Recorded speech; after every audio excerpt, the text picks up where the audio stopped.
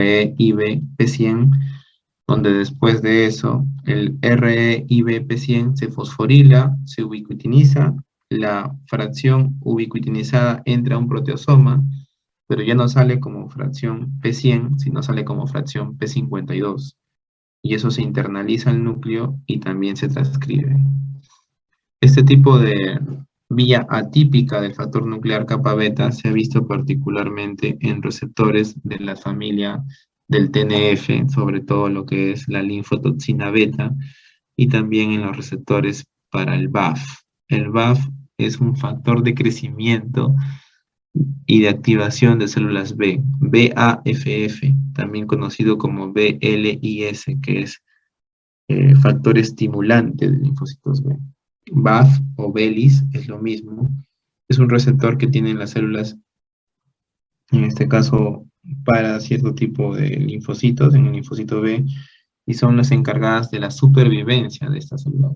Entonces es importante tener en cuenta este tipo de vía porque al activarse esta vía BAF o BELIS, esta célula B va a permitir persistir, digamos, en, en la actividad inmunológica, pues, ¿no? Bien, y eso es todo. No sé si hay alguna pregunta. Habrán varias, me imagino.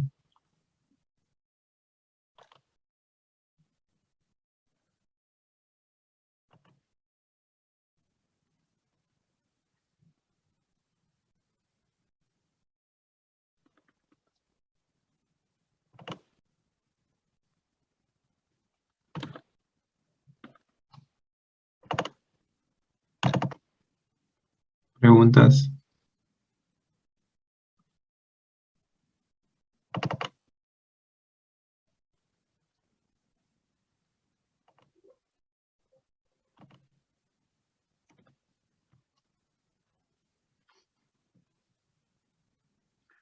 A ver, Carlos Acedo.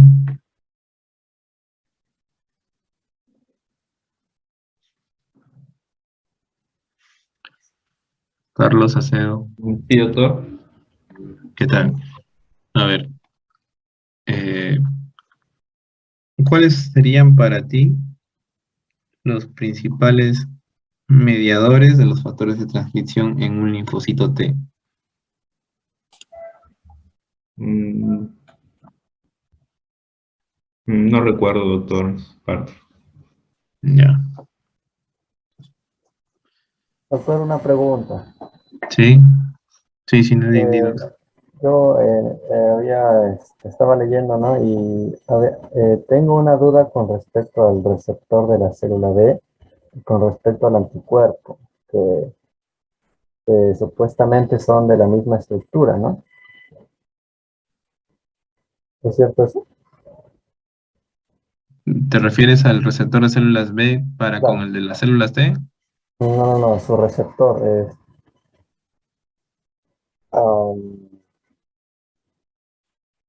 a ver, un momento, voy a volver a ver. Pero decía que tenían la misma estructura, ¿no? Pero no sabía cuál era su diferencia. A ver, un momento. A ver, revisa bien. Viéndolo a la pregunta que le hice a Carlos, es complejo en realidad, ¿no? Es complejo, pero si se han podido percatar, hay elementos comunes en ambas vías, ¿no? Por ejemplo, los elementos comunes son fosfolipasa C, lo único que cambia es uno para la célula T, 2 para la célula B. El elemento de lo que es la proteína quinasa C, teta para la célula T y beta para la célula B. Y después los complejos RAS GTP y RAS GTP son los mismos. Ahora, cada componente, fosfolipasa C, proteína quinasa C y los complejos RAS-GTP, RAS-GTP van a estar mediando precisamente la respuesta, la activación de factores de transcripción. Habría que repasar los gráficos y ver un poquito la participación de ellos, ¿no? ¿Cuál es la alanistapia? ¿Esa alanistapia? Sí, doctor. ¿Cuál es la utilidad del calcio a nivel citosólico para el funcionamiento de las células, en este caso inmunológicas?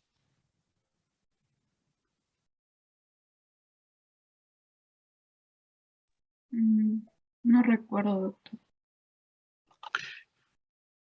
A ver. Carla Chía. ¿Cuál sería la utilidad del calcio a nivel citosólico para el funcionamiento de las células?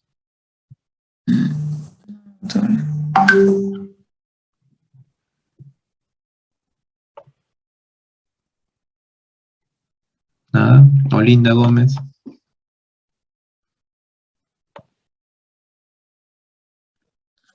Sí, doctor. A ver, según la... El calcio en el citoplasma celular, ¿cómo dijo, doctor? Por favor, ¿podría repetir? La utilidad del calcio a nivel citosólico de las células inmunológicas.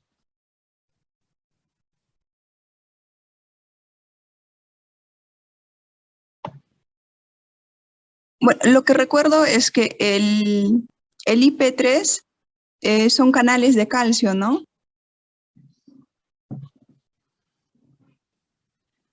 El IP3, canales de La calcio. regulación de la expresión génica. No, se unen los canales de calcio. El IP3 va a permitir, claro, va a permitir que haya pues aumento de calcio citosólico a nivel de dos caminos, ¿no? Permitiendo el ingreso desde el exterior y permitiendo la salida del retículo, desde el retículo. Pero ¿cuál es la utilidad del calcio cuando ya está acumulado a nivel citosólico? ¿Para qué nos sirve tener calcio intracelular aumentado a nivel citosólico? ¿Cuál es su utilidad en este tipo de señalización intracelular?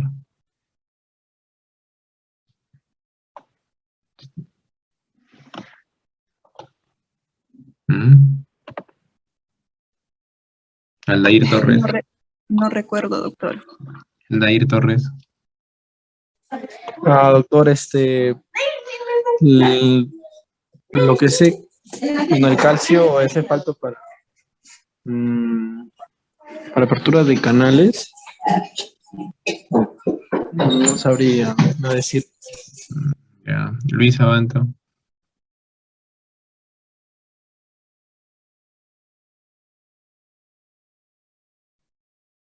Indirectamente sí, pero la activación que va a traer el calcio intracelular es la calcineurina y la calmodulina, ¿no? Las enzimas dependientes de calcio. Ya, entonces, rebobinando, el calcio intracelular se va a ver eh, favorecido su acúmulo a nivel citosólico por acción del inositol trifosfato, ¿correcto? Viene de la decisión del PIP2, que va a fraccionarse y va a permitir formar inositol trifosfato y diacilglicerol. Este va a darse gracias a la fosfolipasa C gamma 1 en la célula T y a la fosfolipasa C gamma 2 en la célula B. El efecto de lo que es el acúmulo de calcio a nivel citosólico que deriva de la salida de calcio desde el retículo del citosol y de la entrada de calcio desde el ambiente extracelular hacia el intracelular gracias a los complejos transmembranarios Crack-Oray y SLIM, es que precisamente el acúmulo de calcio, el aumento de calcio, permita la activación de calcineurina y calmodulina necesarias para la activación del factor nuclear de células T activadas. Entonces, si no hay elevación de calcio por expresión del IP3, no se pueden activar calcineurina, calmodulina, y si no hay estas enzimas dependientes de calcio, no se puede activar el factor nuclear de activación de células T o de células T activadas. ¿De acuerdo? ¿Cómo se llama la primera proteína adaptadora en lo que es el reconocimiento y la señalización intracelular de tipo T? Juárez Navarro. Juárez. Sí, doctor. ¿Cuál es la proteína más importante o una de las primeras en acoplarse a lo que es la primera ronda de fosforilaciones en la célula T?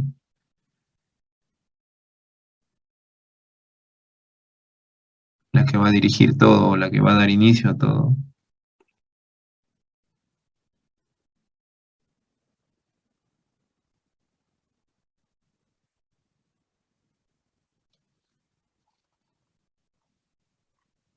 Alexander.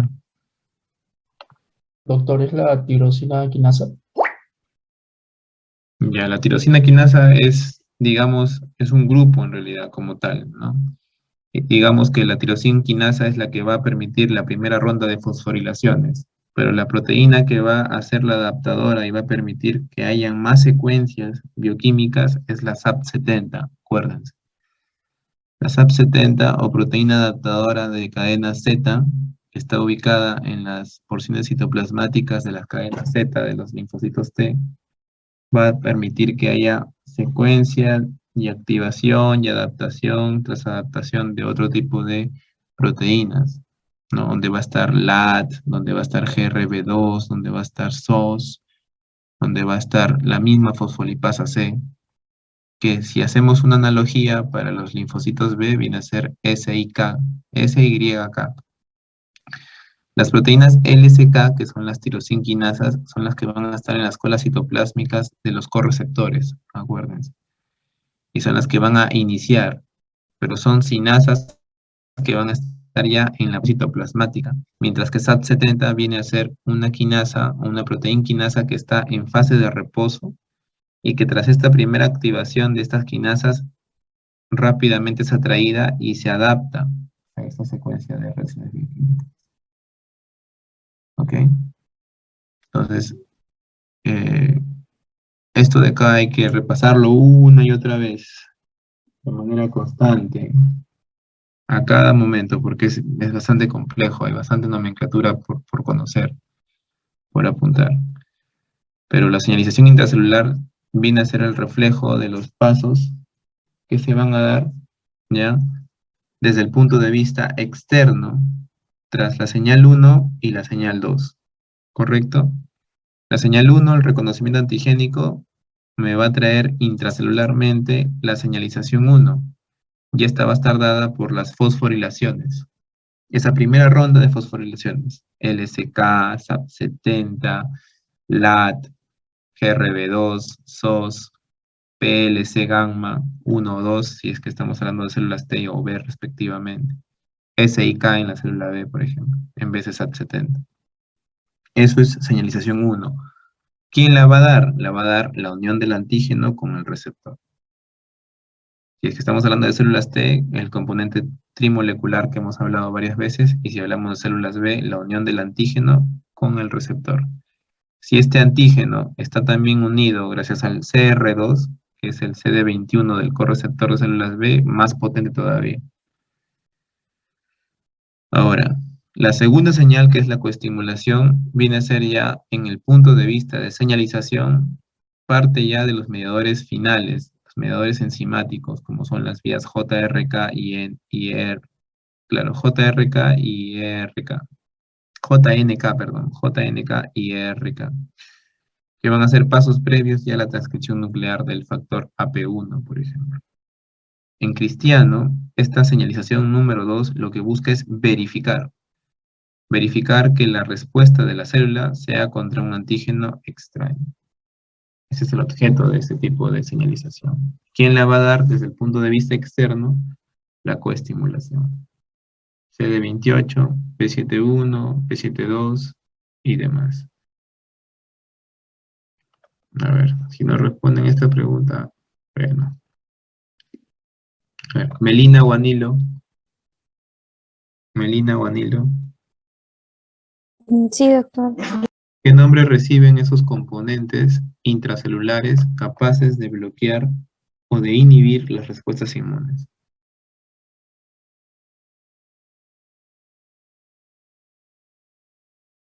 Melina Guanilo.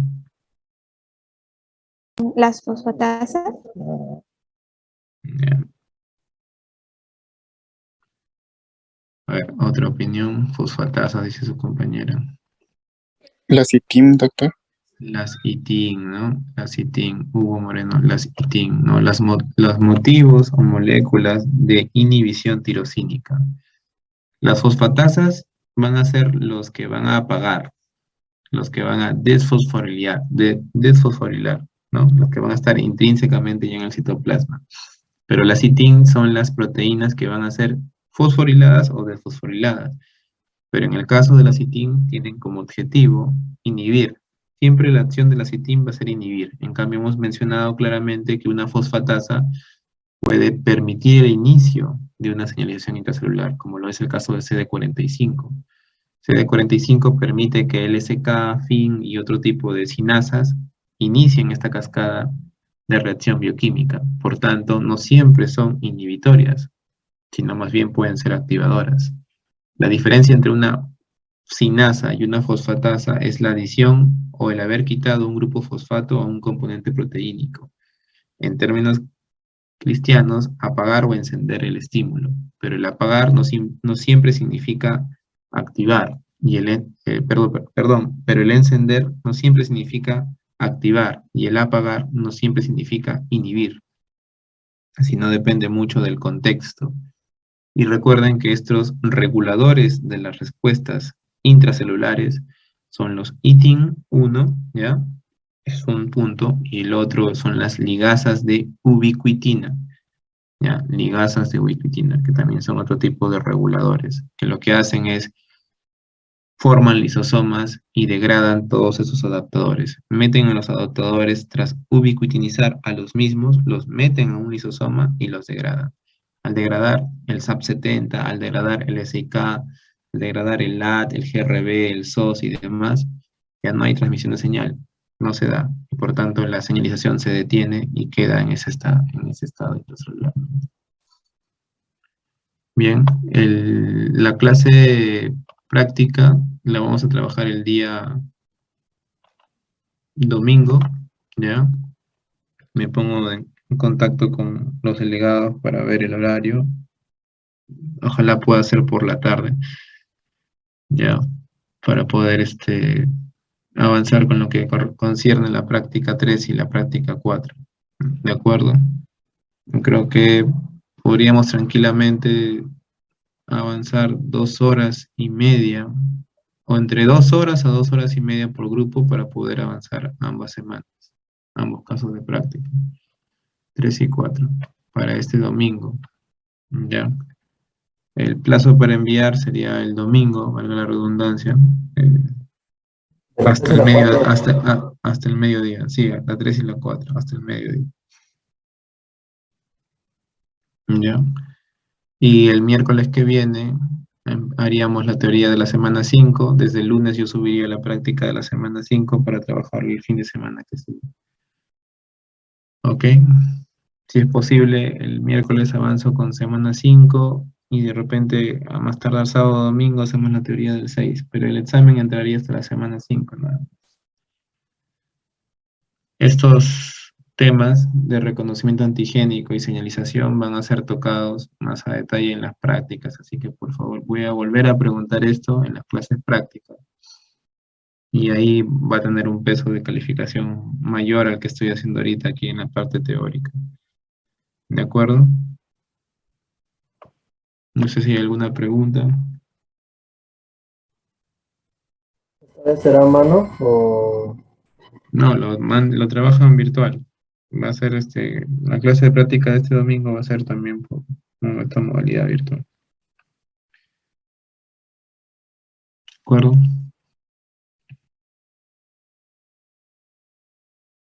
Ya, doctor, entonces el trabajo se puede subir los dos, ¿no? Hasta el mediodía del domingo. Hasta el mediodía del domingo, sí. Las clases las empezaríamos a programar a partir de las 2 de la tarde del domingo, 2 y media más o menos. 2 horas y media por grupo, ¿ya?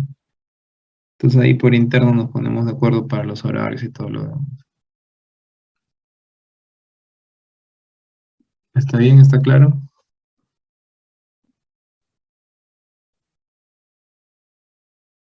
Sí, doctor, está Bien. claro. Bien, si no hay preguntas, entonces vayan, estudien, no tómense un tiempo, porque ese es el tema más engorroso del sílabus en realidad. ¿Ya? Pero hay que tratar de sacarlo, lo más importante de cada tema. ¿Ya? Entonces nos encontramos el día domingo por grupos separados. Que tengan buenas noches, cuídense.